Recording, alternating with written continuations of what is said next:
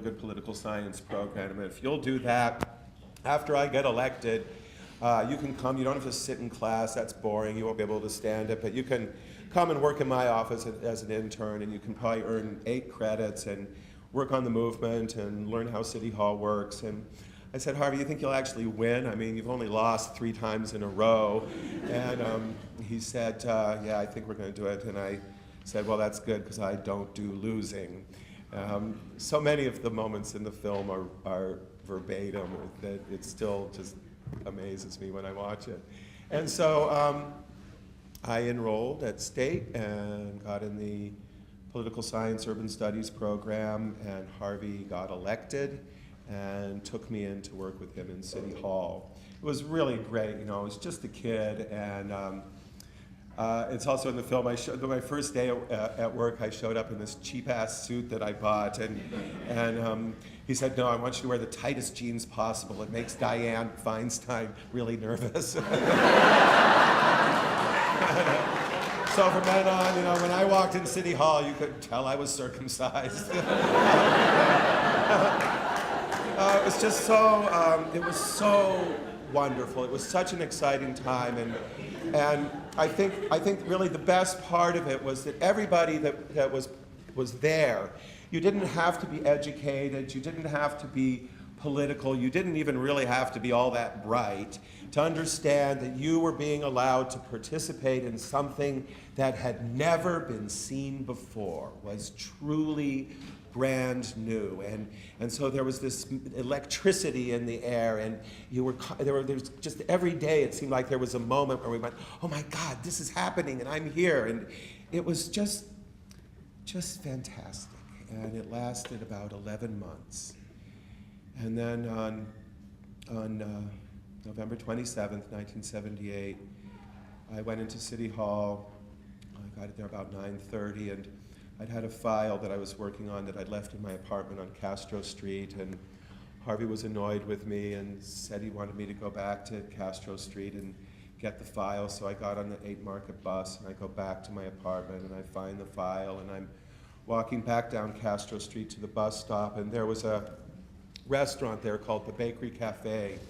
It was a big restaurant that employed a lot of people, and it was run by this guy named Wolfgang, who was a real prick, and the union that I now work for, Unite Here International Union, which represents hotel and restaurant employees, was trying to organize this restaurant, and friends of mine were on the picket line out in front, so I stopped and did a few turns on the picket line, and all of a sudden the bus pulls up, and a woman yells at me out of the window, Cleve, the mayor's been shot. They've killed Moscone.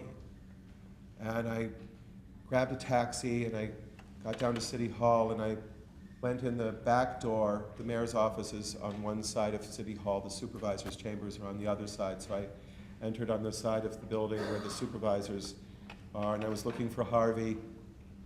There's the main hallway, and then there's a small doorway, and then there's another hallway where the individual supervisors' offices open onto. And I remember fumbling with the key and opening that door, and there were cops everywhere, and I was frightened of them, and I didn't know what was happening, and I had to find Harvey, and I opened the door, and I walked down the hall, and I turn around the corner, and I see Harvey's feet sticking out of Dan White's office, and I knew it was Harvey because he only had one pair of dress shoes, used pair of wingtips that had holes in the bottom, and I knew it was him.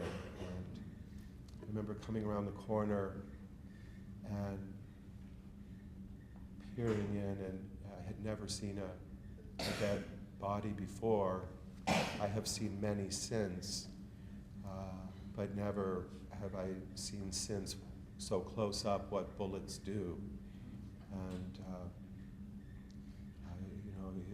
it was horrifying, and the first thing that went through my mind was, it's all over. It's all over. He was like a dad to me. He was our leader. He was not the first openly gay elected official. Elaine Noble was elected to the Massachusetts legislature. He was the first gay man elected. He was the first person to see anything of value in me. And all day long, as They wrapped up the body and eventually moved it out, and we found the tape recording he'd left for us to play after he was assassinated, because he did predict his own death by assassination. And as all this is going on, I just kept thinking, it's over, it's over. We've lost, and this is over. And then the sun set, and people began to leave their homes and schools and places of business and gathered in silence at the corner of Castro and Market. First dozens, then hundreds, then thousands, then tens of thousands, lighting their candles, gay and straight, young and old, black and brown and white, men and women of every age and race and background, marching by the tens of thousands in absolute silence in this river of candlelight down Market Street to San Francisco Civic Center. And I remember marching in that silent crowd and realizing that it wasn't over, that in fact it was just beginning. Dan White went on trial, and somehow in San Francisco they managed to come up with a jury that was all white and all heterosexual. Don't know quite how they did that. And the rumors began to spread, and the police suddenly were in our bars again. And around about January, a group of off-duty police officers attacked a lesbian bar on Geary Street called Peg's Place and beat all the women to the ground and started harassing people on Castro Street. I was harassed and pushed on my front stoop, and things began to seem very strange. And then on May 21st, 1979, the verdict came down. Dan White was convicted of manslaughter and sentenced to just 5 years in prison. And as word of the verdict spread throughout San Francisco, people again left their homes and schools and places of business and gathered on Castro Street, but we weren't quiet that night, and we weren't carrying candles, and we didn't march in silence. We stormed down Market Street, thousands strong, screaming bloody murder, surrounded City Hall, began throwing rocks at City Hall.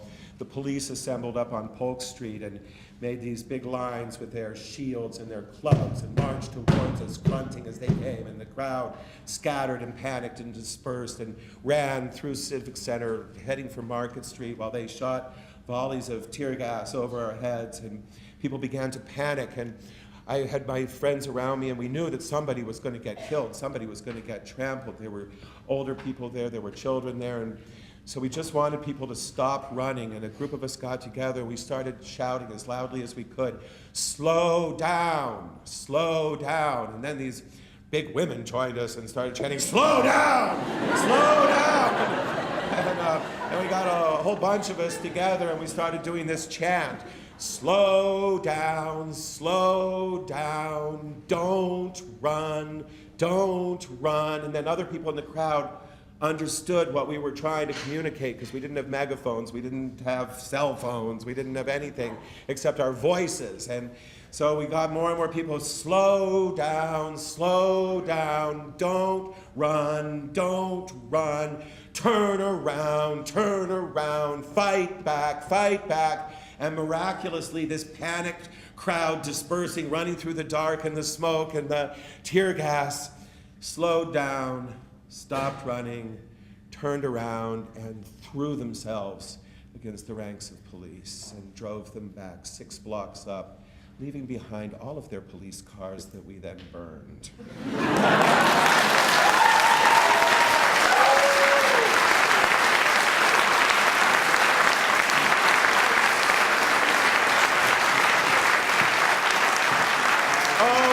Young again.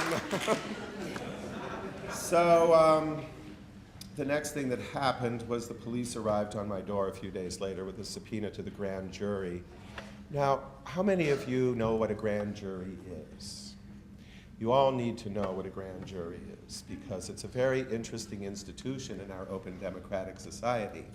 A grand jury has the right to summon you, to hold you indefinitely without charges, to question you in secret without the presence of legal counsel, and they can hold you indefinitely until they get the answers that they want. Most recently, they've been using these against journalists who refuse to divulge their sources to law enforcement who are investigating political groups that might be out of favor. It's a scare.